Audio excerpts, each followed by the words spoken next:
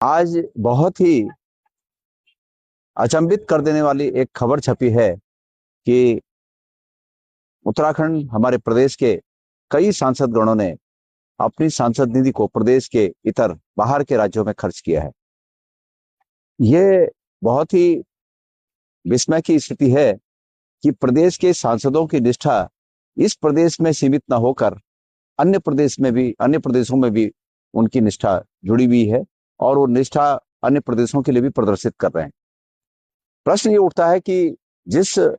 संसदीय क्षेत्र से, जिस प्रदेश से हमारे माननीय सांसद बने हैं,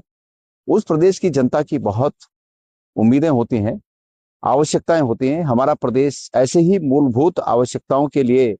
हमारे प्रदेश के लोग जूझ रहे हैं और ऐसे में हमारे प्रदेश के लोगों के उन मूलभूत आवश्यकताओं को दरकिनार करके, जिसमें कि स्कूलों में कक्षों का निर्माण करना हो, स्कूलों में फर्नीचर की व्यवस्था करना हो,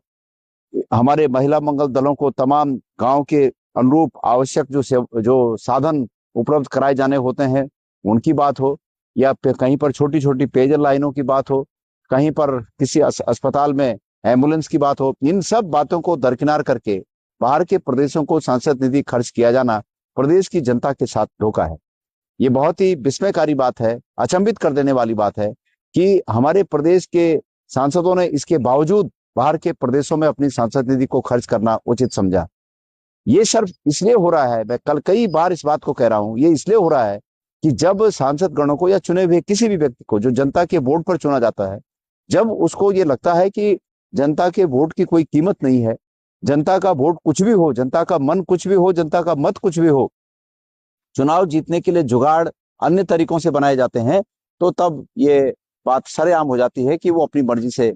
काम करते हैं और मर्जी का परिणाम यही होता है जो आज सांसद निधि भी बाहर के प्रदेशों में उत्तराखंड की खर्च हो रही है। ये तो यहां तक बात आई है कि 2017-18 में जो सांसद रहे उनकी सांसद निधि का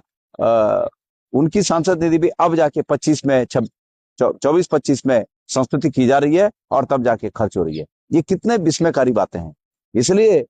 हर डाल पे उल्लू बैठा है, अंजाम गुलिस्तां क्या होगा। और इसका इलाज सिर्फ यही है कि बदलाव, अगर बदलाव नहीं हुआ तो ये जड़ें और गहरी होती जाएंगी, ये तानाशाही और गहरी होती जाएगी। इसलिए मैं उम्मीद करता हूं कि प्रदेश की जनता इसको नजदीक से और बारीकी से देखे और फिर आगे निर्णय ले। धन्यवाद।